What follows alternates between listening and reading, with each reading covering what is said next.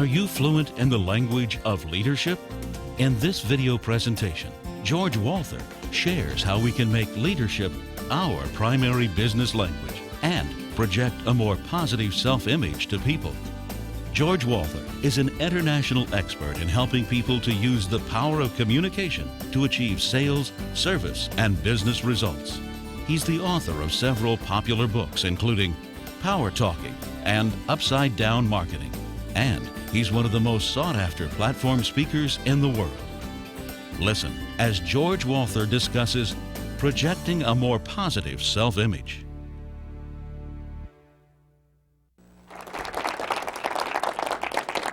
Thank you. Thank you very much. Unfortunately, I've had the opportunity to find out that we have quite a mix of businesses represented here in the audience, from telecommunications to investment counseling and judicial system. So it's just not going to be possible for me to specialize what I'm going to be presenting to your particular job role. And of course, we have the distraction of lights and cameras, so I'm sorry, I know that's going to be a factor too. To be perfectly honest, I don't really think you're going to pick up anything new here. I think you know most of it already, so why don't we just go right ahead and get started.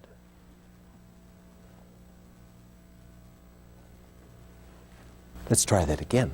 Hey, thank you for being here. Fortunately, we have such a variety of businesses represented here, from investment counselors to telecommunications to judicial systems, which is especially wonderful because you're going to see that the communication techniques we'll focus on today apply in your specific business and industry and job role, regardless of what it may be. Plus, we have the added advantage this morning of being here with lights and cameras and taping equipment, so we have that extra excitement that comes when you're doing a show that will be used around the world. And fortunately, none of this is theoretical stuff that some professor dreamed up. This is not some innovation. In fact, throughout today's program, you're going to notice over and over again that in your gut you have this feeling of, yes, I've noticed that. Yes, I've found that works. Yes, that's true. So let's go right ahead and get started. Hey, I might have begun this session either of those two ways. Now, in the first few seconds, how many of you were immediately thinking, oh my goodness, how can I get out of here? This is going to be terrible. Who started off with a distinctly, everybody. You started off with a negative feeling. Why? Who noticed something that made you immediately think this was not going to be a valuable session? Yes, what did you notice? Your body language. You just, in the beginning, the first time, you didn't really seem like you wanted to be up there. Okay, so even before I opened my mouth, you were taking a kind of visual inventory. What does the person's body language say? And you were reaching conclusions about me before I said anything. Let me point out, as your presenter, I was not off stage thinking, oh, be sure and be down, slump your shoulders, look bad. I didn't need to do that because there is a special mechanism in effect that we're going to talk about today. So certainly body language has a lot to do with shaping the image that I projected to you, and of course that you project to the teams that you lead and that they project to the customers who you serve, both internal and external. Good, so we've got a nonverbal element. Who noticed something else? Yes? The tone of your voice was quite different. You lacked enthusiasm in the first presentation. Oh, by the way, I didn't say I lacked enthusiasm. I didn't say, well, I don't really want to be here. Yet, you inferred that from my tone of voice, as everybody does when they listen to you, when they meet you, when they meet the people who you lead. We're sizing up not just how does a person look, also, how do they sound? Did anybody notice something about what I said that was different? Yes, what'd you notice? Yeah, your words were much more negative in the first scenario. Interesting. My words were negative, and yet you may have noticed that I said the same things. In fact, I stated 3 facts. I said, first, that we have a diverse business audience represented here. I said second, that we're being videotaped. And I said third, that this is not some new theoretical information. I said the same 3 facts. In the first version, I used negative words. You may have noticed the first thing I said was, unfortunately. Now, as soon as I say unfortunately, not only am I shaping the image you have of me, I'm guiding my own action. Because when I say unfortunately, I hear unfortunately, and this is why you noticed a difference in body language. I didn't need to consciously look, slump down, because as soon as my brain hears unfortunately, it goes, uh-oh, bad news, something bad coming. And naturally, I get in sync. So you're absolutely right. You could say the same things with a positive or a negative vocabulary. The facts don't change. The impression that you project to other people definitely changes. So there are three factors that come into play here: words, thoughts, actions. So let me find out, what would you say is most important? Words, thoughts, actions. What do you think is the top most important? Yes? I think actions, because that's the first thing somebody's going to see and evaluate you. Actions, sure, they're important. And yet, haven't you known people who have perfect posture, the stride of authority? When they shake hands with you, the firmness is exactly right, the eye contact is perfect, everything is perfect, and you're thinking, what a phony. This is a hollow shell. It's just somebody going through the motions. Definitely, it's important, the way you act with others. Hey, who here would say, who believes in the power of positive thinking? Unanimous. And of course, what you think about is crucially important. So you know that after viewing this program, if what you want to do is project a very positive image to others, you know the way to do that is you go like,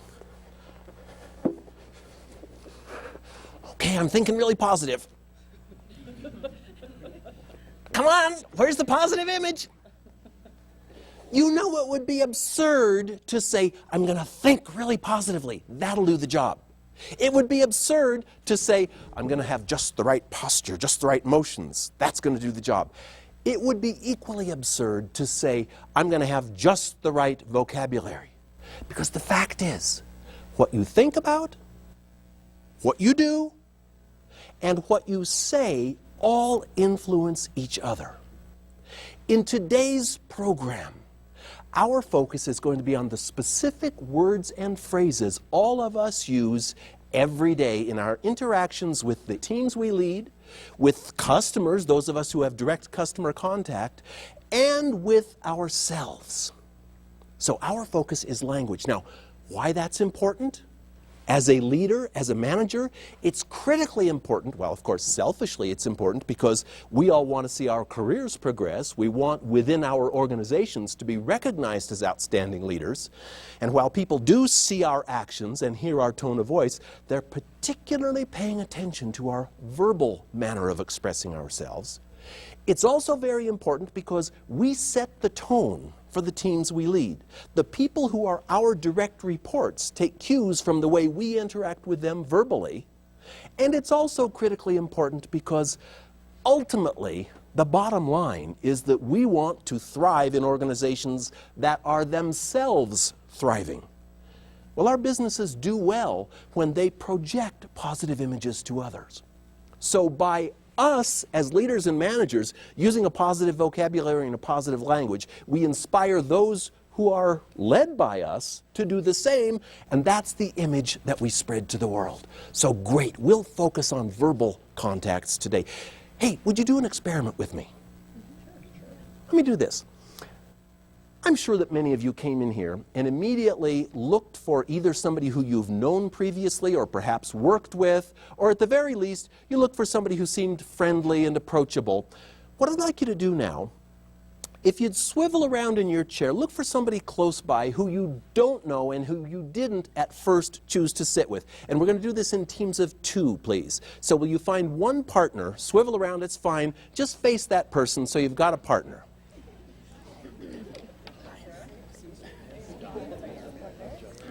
Okay, got your partner? What I'd like you to do, please, is decide between the two of you who has the most hair.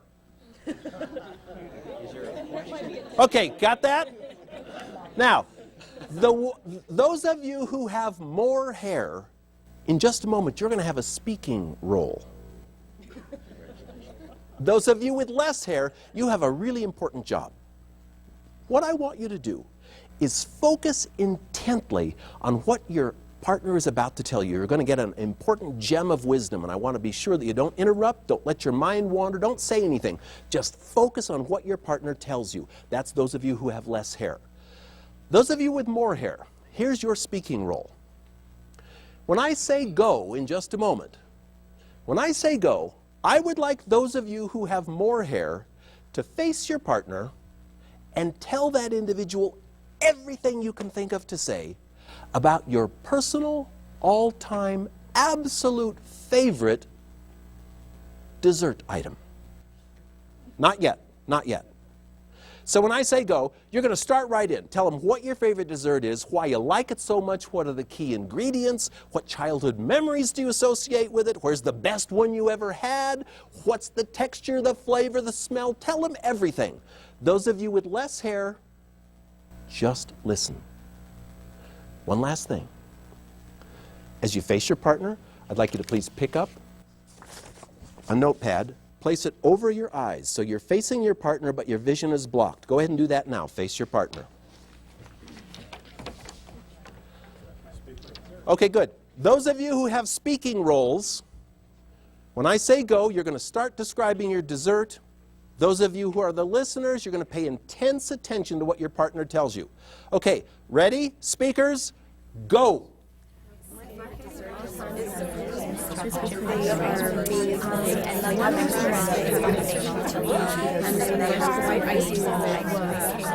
Stop. Silence. Silence. Say nothing else. Please put your papers down. Those of you who were in a listening role, I would like you to select 4 adjectives that describe your partner's personality. Just write them down on your sheet. Go very quickly. For example, confident, outgoing, shy, intelligent, organized. Doesn't matter what the words are. I want the first 4 words that come to mind as you infer what this individual's personality is like.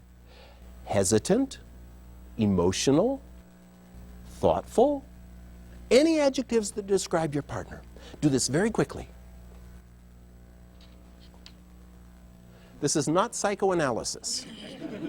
This is quick first impressions. Okay, got them? Okay, now this next part is very important. I want to do this by example. Your partner was who? Okay, so would you both stand up for a moment, please? So, did you know each other previously? No. You didn't know each other at all. Okay, now, may we safely assume that you were the listener here? Yes. Okay, you were the Why would you do that? Okay. So, what I want you to do with your partner is you face your partner and you say, gee, although I didn't know you previously, here's how I'd size you up. Here's what I think about your personality.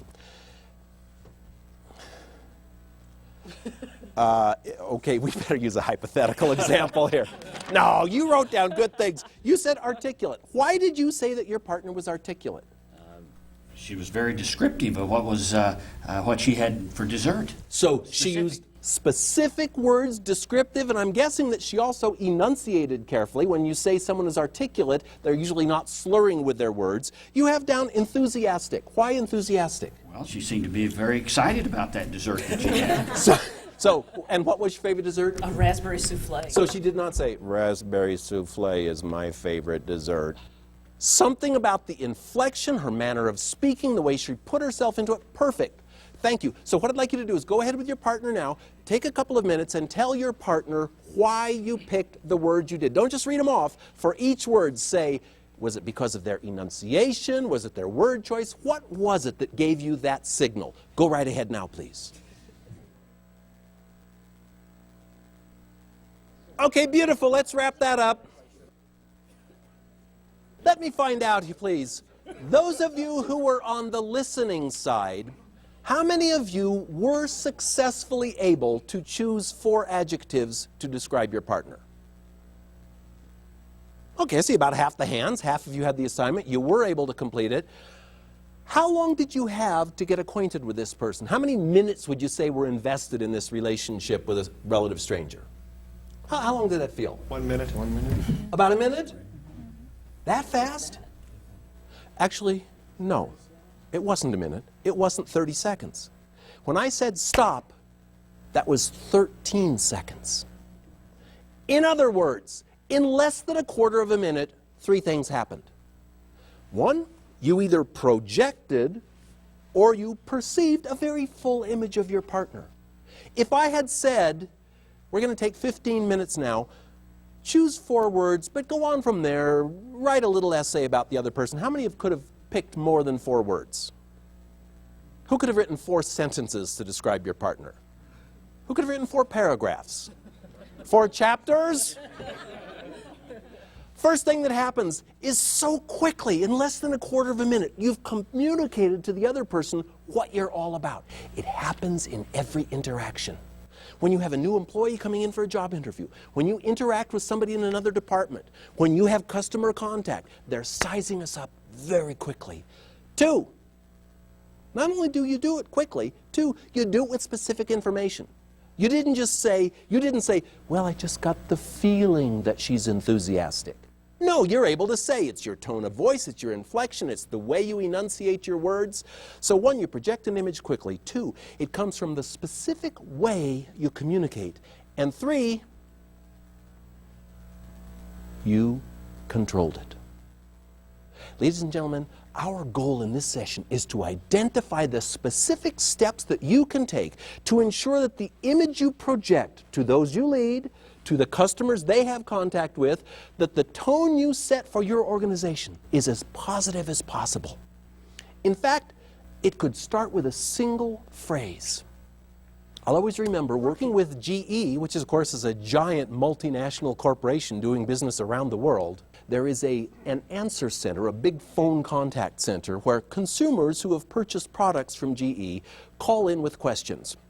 And before I worked with this team of individuals, I wanted to sit with somebody who does this as a job and get a feel for what their real daily life is like. And in this case, I selected an individual. Her name was Miss Cooley. She's a real person. And I sat and listened to Miss Cooley as she interacted with customers who were calling. And so she was on the phone all day. And here's what I noticed. Customers would call in with questions, largely dumb questions. You know, how long will that light bulb last? Or, my kids have been making water balloons in the freezer. How can I get them out of the automatic ice maker? I felt like, you fool, you can't. But not Miss Cooley. Miss Cooley was completely positive in the way she interacted with customers. Here's what I noticed. If you called to say, I want to get the part number for that soap dispenser on the dishwasher, Miss Cooley would not say, just a minute, I'll have to get the parts manual and look that up. She would say, just a moment, I'll be glad to get the parts manual and look that up. If you asked for the nearest dealer, she would not say, well, I'll have to get your address. She would say, I'll be happy to get your address and find the nearest dealer. If you called with a technical question, Miss Cooley would never say, gee, I'm going to have to get the engineers to work on that and we'll have to call you back. She'd say, I'll be glad to get the engineers working on that and I'll be happy to call you back. So here's my question for you. If you were the individual who called and interacted with Miss Cooley, would it make a difference to you if you heard her say, I'll have to look that up, I'll have to check the parts manual, I'll have to call you back, compared with, I'll be happy to check the parts manual, I'll be glad to talk with engineering, I'll be happy to call you back? Would it make a difference to you? Yeah. Yes, with that one simple decision, when she said, I will not say I'll have to, I will always say I'll be glad to, I'd like to, some version that indicates to the other person that you look forward to doing this. That's what shapes people's impressions. So one thing you could do is make the decision not to say, I'll have to. It's not, I'll have to call you back. It's not, we'll have to look into this. It's not even with a neighbor saying, we'll have to get together for dinner. I mean, isn't that kind of like saying, it's not that we like you or anything. It's just kind of a social obligation. You live next door. We should do it. Think of the difference between saying we'll have to get together for dinner or we'd love to get together for dinner. Changing one word makes all the difference. Oh, wait a minute. Something even more important here. What about Miss Cooley? Miss Cooley, on average, handled 3 requests for information in each call. She worked 8 hours a day and handled about 12 calls an hour. So 8 times 12 times 3, 288 times each day, she had the choice to hear herself say, I'll have to check on that, I'll have to look that up, I'll have to get the parts manual, I'll have to get the engineers working on it, I'll have to find out. I don't want to, I don't like my job, I hate my customers, what a drag. Or she could, 288 times, give herself a little boost. It's as simple as making the decision to change one word. Let's suppose that you're working with one of the teams that you manage, and they're confronting a very challenging situation. Perhaps it's a staffing schedule. Some of you are in human relations. If you're working on a staffing schedule during a holiday period, you could look at the papers and say, you know, we're going to have a real problem here. Or you could say, you know, we've got a challenging situation here. Notice the difference it makes to you and to the people with whom you're communicating. As soon as you say problem, how many people here really enjoy problems? Of course not. You want to get away from problems. Challenges are different. We move toward challenges. We look forward to unleashing our creative energies. Say what you can do, not what you can't do.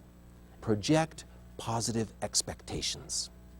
One of the other very important points that you want to project to others is the image of reliability, that you're the kind of person who gets things done.